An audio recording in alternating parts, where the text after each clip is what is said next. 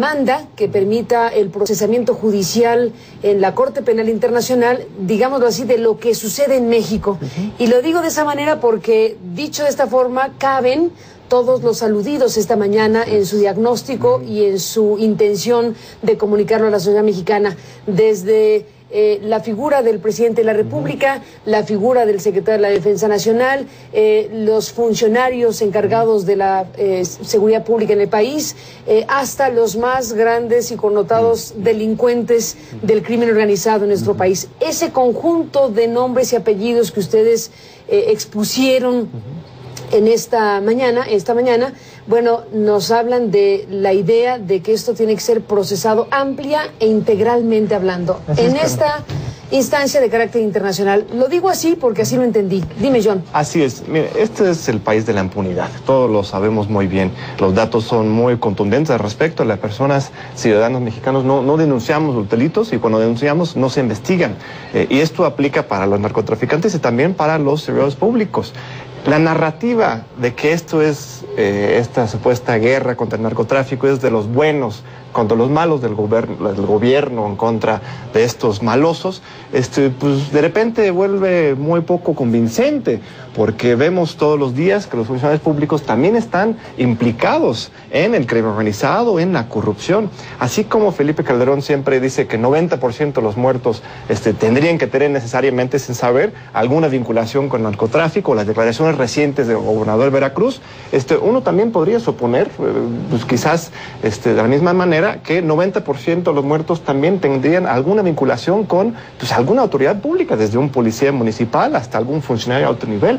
Este conflicto, esta situación que estamos viviendo tiene los dos lados. Entonces, por eso la denuncia va en contra tanto de servidores públicos como de delincuentes. Necesitamos los ciudadanos recurrir a todas las vías legales y pacíficas a nuestro alcance para exigir el alto a este derramamiento de sangre. La Corte Penal Internacional existe precisamente por situaciones como la que estamos viendo en México, en que a nivel nacional no se puede procesar, por ejemplo, a los altos funcionarios públicos. La PGR está totalmente subordinado al Poder Ejecutivo Federal. Hay un fuero militar, hay un blindaje, una inmunidad del presidente de la República y en términos de procuración de justicia para los narcotraficantes tampoco ha habido mucha efectividad. Entonces estamos en una crisis humanitaria y para eso se crea la Corte Penal Internacional y para eso estamos muchos ciudadanos apoyando esta denuncia en esta materia. ¿Cómo lo entiendes tú, Epigmenio, al participar en esta convocatoria? Mira, yo lo que considero es que hay una situación de guerra donde se están produciendo crímenes atroces en este país. La responsabilidad mayor de estos crímenes efectivamente es de las bandas criminales.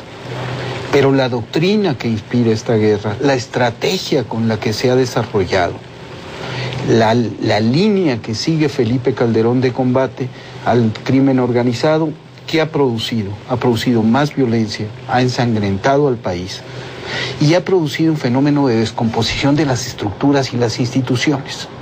Y tanto que el ejército desplegado masivamente en las calles es lento, es inoperante frente a los criminales, pero es peligroso frente a la población civil, por un lado.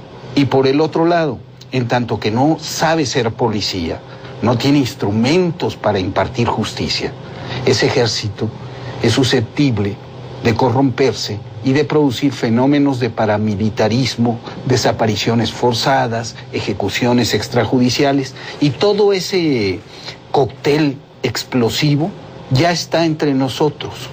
Aquí está. Necesitamos los mexicanos por cualquier vía, y esta es una vía jurídica, legal, internacional, hacer que la atención se centre sobre el hecho de que esta sangría hay que detenerla ya. Estamos hablando, John Epigmenio, de un total de 50,000 muertos, si nos atenemos a el recuento que el semanario Z en Tijuana ha hecho de las cifras oficiales. Se ha llegado en las últimas semanas, que ya tendremos que actualizarlo también porque ha habido muchos muertos en el camino, pero digamos la última cifra reconocida públicamente es esta de 50,000 muertes. Se habla de 10,000 desaparecidos, se llega a hablar de 230,000 desplazados y se habla también de un número indeterminado de de desapariciones también en la voz oficial. Algunos hablan de estos 10,000, otros hablan de otras cifras. Ni más ni menos que tenemos un audio y una imagen de Felipe Calderón, que en esta misma semana habló de que es uno de los ángulos de lo que ustedes están diciendo, uno de los elementos más desgarradores, más inquietantes, más perturbadores, es precisamente un número indeterminado de desapariciones. Lo dijo el propio Felipe Calderón en la presentación de lo que fue pues una tardía procuraduría por las víctimas que se anunció precisamente esta semana.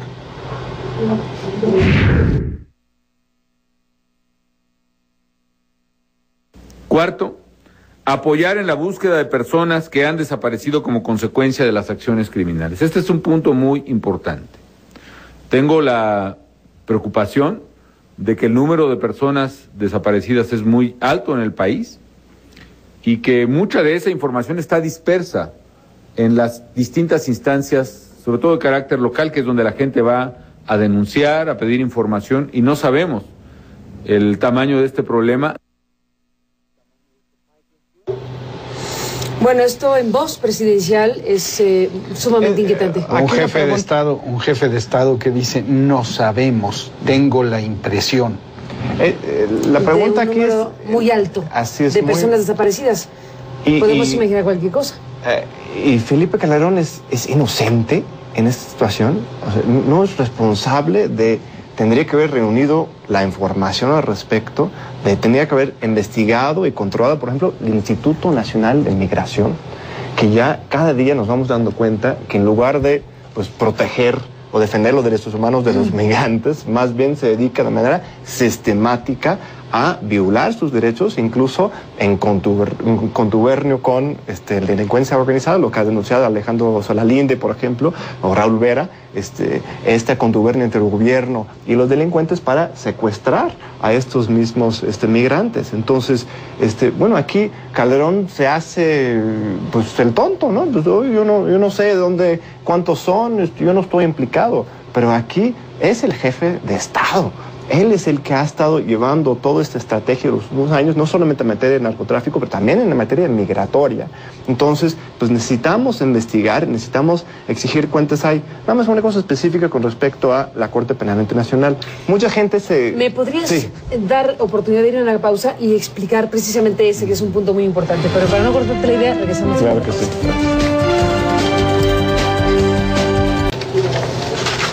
Bueno, regresamos de Pigmen Ibarra, John Ackerman en esta conversación, en la convocatoria que ustedes hicieron precisamente para acudir a esta reunión que ocurrió en el Club de Periodistas. Bueno, pues se presentaban como lo que son un grupo de abogados, periodistas, académicos, defensores de derechos humanos y miembros de la sociedad civil que expusieron las razones por las cuales van a presentar en La Haya frente a la Corte Penal Internacional esta denuncia a Felipe Calderón, a los altos mandos militares y civiles y a los narcotraficantes y delincuentes organizados que atacan a nuestra sociedad por crímenes de guerra y de lesa humanidad. Así lo expusieron ustedes en la convocatoria. Y estabas a punto, John, de explicar precisamente por qué ahí y qué es la Corte Penal Internacional. Toda esta idea lo tuvo el licenciado Netzaí Sandoval, un joven brillante abogado que nos ha convocado a todos a apoyar esta iniciativa.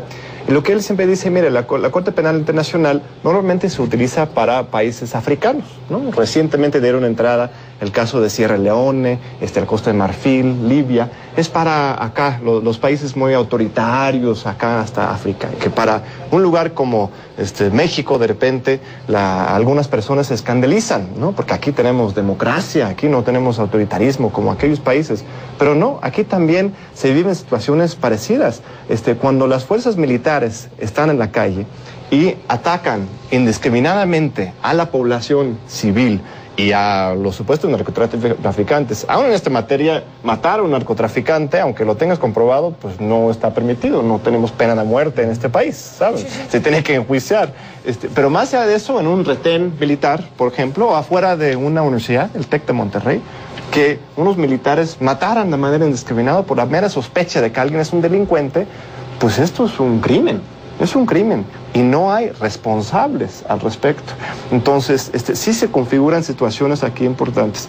En términos de la procedencia ante la Corte Penal Internacional, es otra cosa importante, porque la gente dice, no, pues no va a proceder esto. Pues dependerá del fiscal. Lo que dice técnicamente en la ley, el Estatuto de Roma, es que lo único que puede permitir que se desechara una demanda, sí, es si la demanda fuera comprobada, demostrada que fuera frívola o políticamente motivada. Yo creo que aquí no hay ninguna frivolidad al respecto, son datos duros y claros con respecto a la crisis humanitaria que estamos viviendo, y políticamente motivada tampoco. Todos que estamos ahí somos de la sociedad civil, ninguno de nosotros tenemos algún proyecto de intención política aquí. Si te das cuenta, ninguno de los anteprecandidatos se ha sumado a esto. A ninguno de ellos les conviene, ni de derecha, ni de izquierda, ni de centro, porque esto va en términos de la responsabilidad de la clase política entera. Es una demanda totalmente civil con respaldo sería, si se diera entrada con estas 20,000 firmas y los que van sumando, sería la denuncia ante la Corte Penal Internacional con mayor respaldo social en la historia. Epigmenio, bueno, esta es, digamos, la explicación de por qué en la Corte Penal Internacional, y dice John, dependerá de la Corte Penal. Ahora regreso contigo, John, si me permites, para hacerte algunas preguntas jurídicas, digámoslo así. Bueno, no soy jurista ni mucho menos, pero interrogantes sobre el tema. Pero antes de eso, es muy importante escuchar también, Epigmenio Ibarra, que bueno, eres periodista, productor de televisión, has participado en coberturas importantes en lugares muy conflictivos a nivel internacional. Hemos sabido de tu trabajo en Centroamérica, en Sarajevo, en lugares donde el desgarramiento humanitario es ya reconocido internacionalmente. De eso que a ti te toca, digamos, desde esa mirada, ¿qué puedes decir de cómo procesar también lo que está pasando, además de lo que pasa en la Corte? De cómo un país como México tiene que abordar, discutir, enfrentar una realidad como la que estamos viviendo. Tenemos que liberarnos de lo que es un componente esencial de la guerra, que es la propaganda. La propaganda. Y que en este país... ¿Y hay mucha? Absolutamente. Es una guerra que se libra en la pantalla de la televisión, en las primeras planas de los diarios, con alevosía y ventaja de parte del poder. Es una guerra en la que se parte de una falsa disyuntiva. O estás con Calderón o estás con los criminales.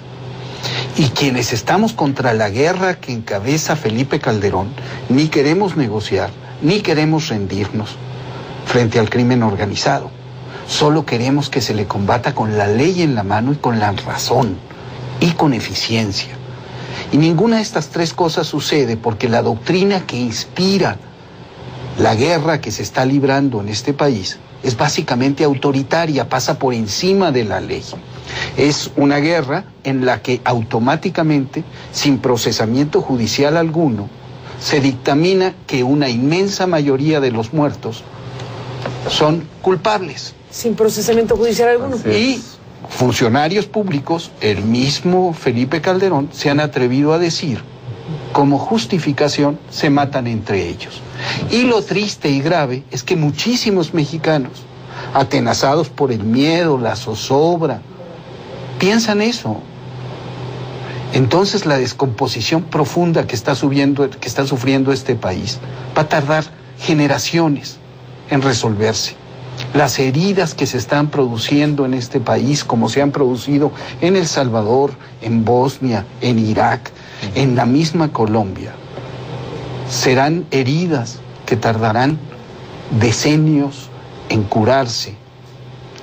Y la primera baja colateral será nuestra democracia. Y la segunda baja, nuestra posibilidad de convivir sin que los militares estén en la calle. Esta es, pues, como te entiendo, una guerra por las conciencias también. Es una guerra por la verdad, porque la primera baja de esta guerra es la verdad. Aquí lo primero que se sacrificó fue la verdad. Ese es un elemento fundamental para un país, para una sociedad, y otro elemento fundamental es esto, el territorio jurídico, que es en donde ustedes están apostando por la Corte Penal Internacional. Tú dijiste, John Ackerman, al explicar por qué en la Corte Penal Internacional, dependerá de la propia Corte si se da cabida o no a una demanda que está en procesamiento, digamos así, que ya va acompañada en su intención de 20,000 firmas que obtuvieron este mismo día, salvo que sea frívola o declarada políticamente interesada o motivada, no habría razón alguna, dices tú, para que no fuera aceptada por una corte penal. ¿Cómo hacer, cómo confeccionar una demanda, una petición de investigación poniendo todos en la misma mesa, al Chapo Guzmán, a Calderón, a los militares, a los funcionarios? ¿Con qué tipo de estrategia jurídica? Mira, lo que tenemos que ver es si existe el cuerpo de delito, dicen, ¿no?, los juristas. ¿Existen crímenes de guerra? ¿Existen crímenes de lesa humanidad? ¿Se asesinan a personas en este país de manera indiscriminada? Pues yo creo que la respuesta es sí. ¿Quién es el responsable por estos asesinatos? Epigmenio dice, la narrativa del gobierno es que pues, se maten entre ellos, los delincuentes. Yo me pregunto, ¿será cierto? Realmente el 90-95% son puros delincuentes que se matan entre sí. No hay una complicidad gubernamental, no hay también complicidad de los capos del narco, o es nada más una demuestra de la violencia del pueblo mexicano. No, hay mandos aquí, tanto el nivel de narcotráfico como el nivel de gobierno, que están implicados en esta matanza, este baño de sangre que estamos viviendo todos, ¿no? Entonces, otra vez, regresamos a lo que decía al principio, es el país de la impunidad. Tenemos que utilizar las vías que tenemos para exigir justicia, para exigir rendición de cuentas. Tenemos las Fuerzas Armadas en la calle y una función que no les corresponde. Cuando preguntamos, bueno, Reforma recientemente preguntaba a los anteprecandidatos, porque todavía no tenemos proceso electoral. Aspirantes a las candidaturas. Anteprecandidatos, las precampañas empiezan hasta enero. Ninguno de ellos, de ninguno de los partidos, tiene una hoja de ruta, un plan específico para el retiro de los militares de la calle. Algunos se atreven a decir, no, pues un año después. ¿Pero cómo? ¿Cuándo? ¿A qué hora? ¿No? O sea, aquí los candidatos no están ni siquiera discutiendo la propuesta de la UNAM en materia de seguridad pública. Pareciera que estamos en dos países, el mundo de la fantasía de la política electoral y el mundo terrenal de la crisis, esa tragedia humanitaria. Necesitamos unirlos, necesitamos todos estar hablando sobre este tema, haciendo propuestas, y esto, la denuncia es una propuesta, no es una crítica, es una propuesta de que necesitamos rendición de cuentas, necesitamos exigir justicia en este país. John Epigmenio, hacemos un alto en esta conversación. Muy similar a la República de Bueno, Epigmenio Ibarra, John Ackerman, entramos en la recta final de esta conversación. Y bueno, estabas en la parte, John, explicando varios ángulos de esta discusión necesaria. Sí, la denuncia es un esfuerzo de parte de una gran pluralidad de personas, realmente. Son abogados, académicos, periodistas, víctimas, ONGs, ¿no?, que están trabajando este tema, que se han conjuntado en este esfuerzo por pues ya no exigirle a Felipe Calderón, no apostarle a la buena voluntad de Felipe Calderón de que cambie su estrategia de última hora, que baje del cielo alguna idea de que está equivocado. No, nosotros los de la sociedad tenemos que empezar a tomar, ¿no?, la justicia en nuestras manos, usando la ley, exigiendo que funcionen las instituciones que tenemos al alcance, para exigirle a Calderón y también al que viene. Evidentemente, eso también es poner un precedente para quien sea que sea el presidente el año que entra. Si es que haya elecciones, esperemos que sí, que sean pacíficas y equitativas, tendríamos un nuevo presidente. Ese presidente, al llegar, va a tener que tomar una decisión fundamental. ¿Sigo con esta misma estrategia? ¿Me expongo yo personalmente incluso a ser enjuiciado y me expongo en esta materia? ¿O realmente tengo que repensar la estrategia, que tengo que repensar el papel de las Fuerzas Armadas y empezar a atender el fondo del problema y no desatar a los demonios, que es lo que ha hecho Felipe Calderón? Epigmenio, cuando se habla y se dice hay que cambiar la estrategia, ¿el tema es la militarización básicamente? ¿O cómo entendemos eso? Pues son tres cosas básicamente. Primero, la supeditación de toda la estrategia militar, policíaco-militar de México a lo dictaminado por Washington. Es decir, lo que están operando son los principios básicos de la nefasta doctrina de seguridad nacional de Washington. La guerra de las drogas no es nuestra guerra. Es la guerra que Washington quiere que se libre. Washington necesita paz en su territorio y le conviene guerra en territorios aledaños. Siempre ha funcionado así. La segunda cuestión es que esta doctrina alimenta el autoritarismo. Entonces no se trata tanto de una doctrina errática o equivocada, sino de una doctrina asumida y de una estrategia asumida conscientemente porque favorece a los intereses de un personaje con vocación autoritaria. Si las cosas siguen como están, el 2012 será un referéndum para ver quién ofrece la mano más dura. Ganará el autoritarismo y se cancelará la vía democrática de transformación de este país. Y la tercera cuestión es que el ejército se ha vuelto un protagonista esencial de la vida pública. Que no me vengan a mí a decir que Rodrigo Medina manda en Nuevo León o que en Veracruz gobierna Duarte. Las decisiones se toman en la zona militar. Y hoy cualquier político en este país sabe que los señores de verde pesan. Y en toda América Latina nos ha costado décadas que los señores de uniforme regresen a sus cuarteles. Y aquí los hemos sacado a las calles. Es todo un tema, Epigmenio, John.